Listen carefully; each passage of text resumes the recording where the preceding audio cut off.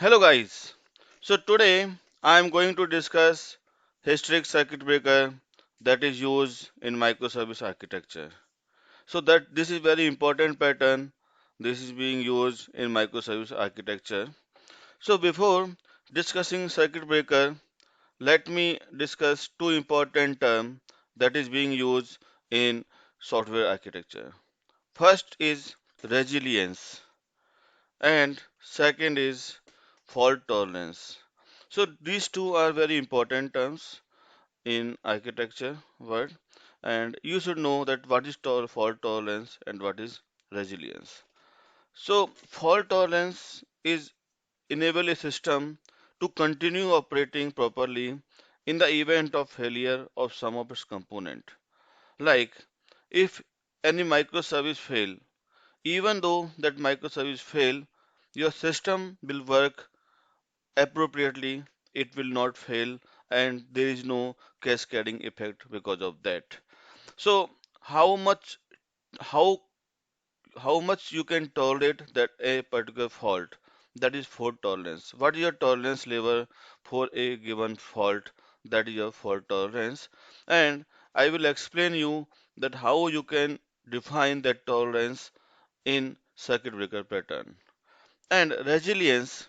So resilience is that how quickly your system come out from failure.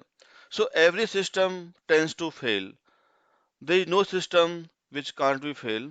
But how quickly you come out from that failure and you are able to that give that system to the customer. So the failure may be happen because of any outage or because of any high load. It may be because that your one service is down or your database is down. So that may happen, but you should be your system should be like that. It's come up with circuit breaker. So I am having these two service, market service and trade service. So market service is calling the trade service. Now it might be possible that you are not getting the response from the trade service because trade service is down, or there is timeout. So trade service is working properly, but it is slow because of any resource region or any logic region. It's working slow, and there is some timeout. So how to handle this scenario?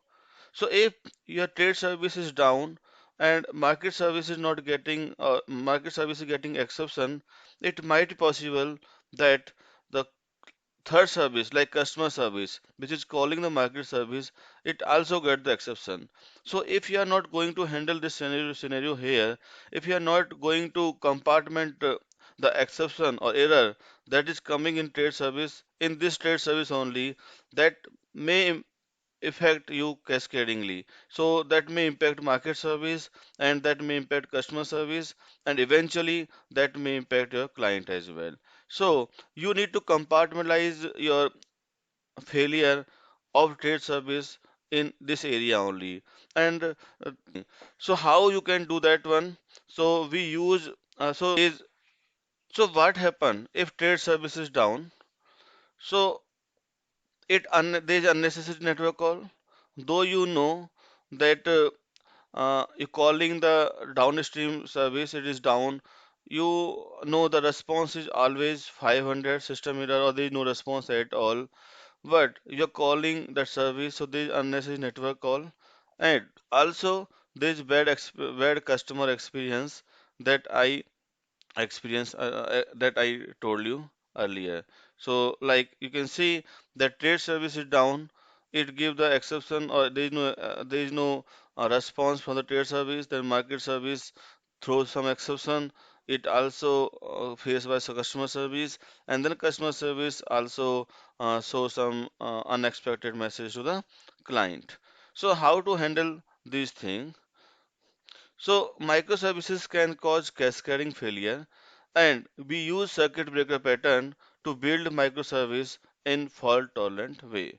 So circuit breaker is used to build a microservice in fault tolerant way so that you can easily you can avoid the cascading failure and you can avoid that bad experience from the customer. So how it works? So how circuit breaker works in uh, in microservice, or usually how it works. So not about microservice, how usually it works. So let's suppose I am having consumer, that market service, and its producer, that is trade service. So there is proxy in between these two, that is called circuit breaker. So what this circuit breaker will do? It counts the consecutive failure of producer service call. Okay. So it counts that what all failures are happening, or what all consecutive failures are there, that is because of producer down. So why we need to count the consecutive failures? Because that failure may be intermittent. This failure may happen because this trade service, because of some network issue or some intermittent issue. So we want to make sure that, yeah, really this trade service is down, and that's why we need to proceed, or we need to close this connection. So we define one parameter that is called we define one parameter that is called threshold in circuit breaker. So we define, like, we can tolerate. So here this tolerate word come into the picture. We can tolerate 10 failure. Okay, so once that failure count reaches to threshold, okay, so I configure threshold as 10. So it means that if that failure count reaches to 10, circuit breaker will open the connection. So if I am saying open the connection, means the consumer will not call producer service and return some dummy response or fallback method to the client. So that is the first step. Now, this connection is open. It means there is no call from consumer to producer. But how much time it will wait to rebuild this trade service? So there is some time setting we do in circuit breaker. So maybe I set like 1 minute. So after 1 minute, whatever time I set, consumer sends some test request to the producer. Okay. And now it will check if producer is up or down, still down. So there are two scenarios that may come. It may be up or it may be down. So if it is up, okay, if consumer find that, yeah, my trade service is up, then what it will do? It will close the connection.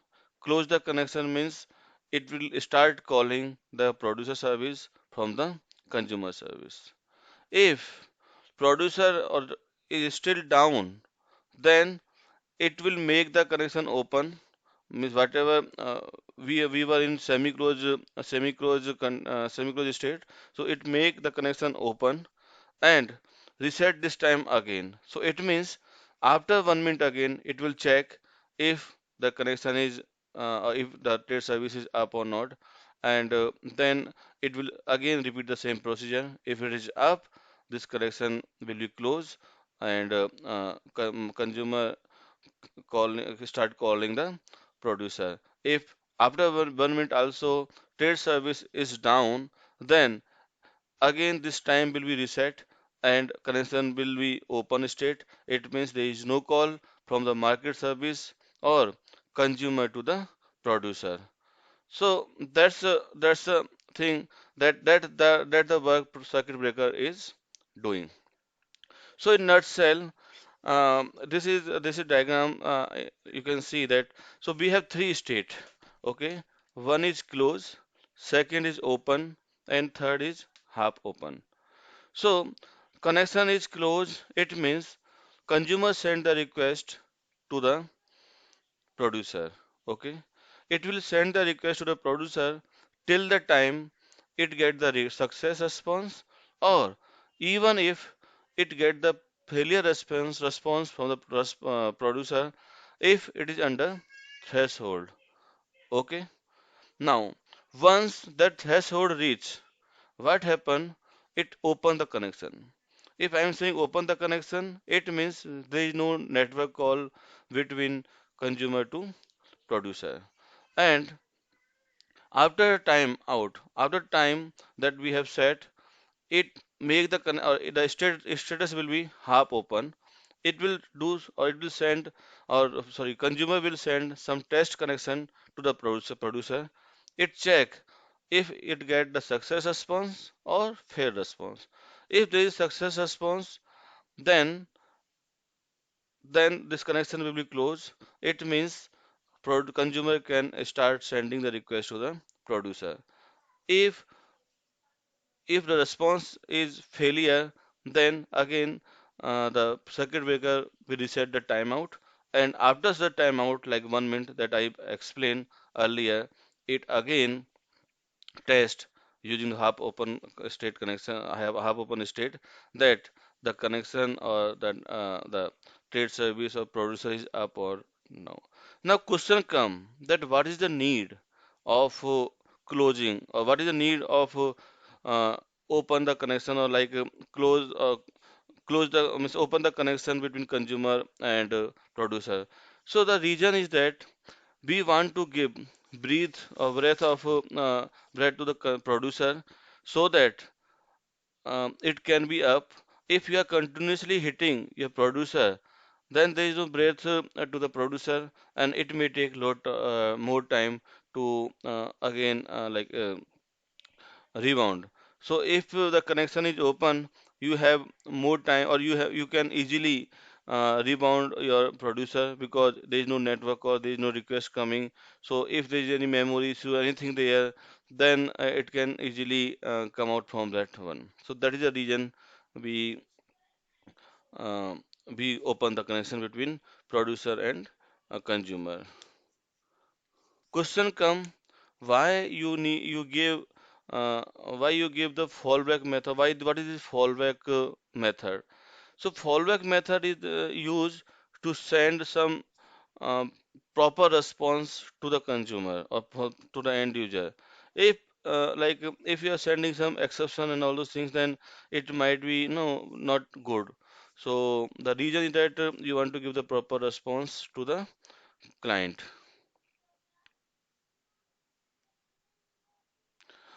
And when you open the connection, then there is no cascading effect. And if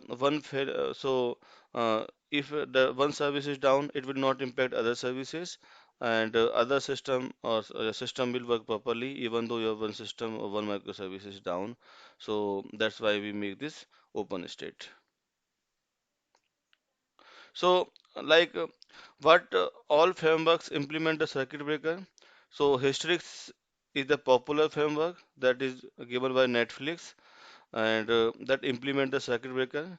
But currently, Netflix stop using Hystrix and they are using Resilience 4J. So, even you got more article in histories, but they have started using Resilience 4J in their current work. Histories they are stop using in their project. So that's all about the circuit breaker pattern in microservice, and then that's all.